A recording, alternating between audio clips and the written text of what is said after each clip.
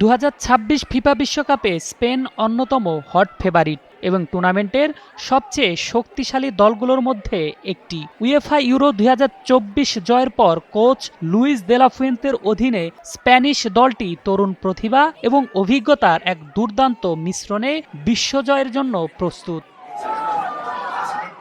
দলটিতে রয়েছে Lamine Yamal ও নিকো উইলিয়ামসের মতো বিশ্ব ফুটবল মাতানো তারকা, যারা বর্তমান ফুটবল বিশ্বেরই অন্যতম সেরা দুই উইঙ্গার। বিশেষ করে বার্সেলোনার বিস্ময় বালক লামিন ইয়ামাল যে কোনো ডিফেন্স ভেঙে দেওয়ার মতো ক্ষমতা রাখেন। আক্রমণ ভাগে গতি ও ড্রিবলিং বাড়াতে দলে আছেন দানি অমলো, ফেরান তোরেস, ইয়েরেমি পিনো এবং মিকেল সাবালের মতো দক্ষ ফুটবলাররা। সম্প্রতি স্পেনের বৃহত্তম শহর মাদ্রিদে বিশ্বকাপকে সামনে রেখে অনুশীলন শুরু করেছে স্পেন। ইরানের বিপক্ষে আন্তর্জাতিক প্রীতি ম্যাচে মাঠে নামার আগে রোববার উন্মুক্ত অনুশীলন করেছে পুরো দল। প্রধান coach Luis de la Fuente এই সেশনটি এবং খেলোয়াড়দের ওয়ার্ম আপ ড্রিল, ট্রেসিং ও কৌশলগত অনুশীলনের আগে দলকে নিয়ে আলোচনায় বসেন। অনুশীলনটি ভক্ত ও গণমাধ্যমের সামনে উন্মুক্ত রাখা হয়।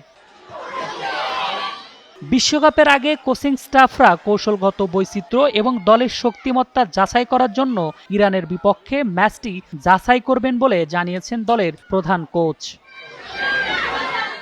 শিরোপা জয়ের অন্যতম দাবিদার স্পেন তাদের বিশ্বকাপ মিশন শুরু করবে সৌদি আরবের বিপক্ষে। এরপর কেপ ভার্দে এবং উরুগুয়ের বিপক্ষে ম্যাচ খেলবে। সেরা ছন্দে থাকা তারকাবহুল দল স্পেন শেষ পর্যন্ত শিরোপা ঘরে তুলতে পারবে কিনা সেটাই এখন দেখার বিষয়।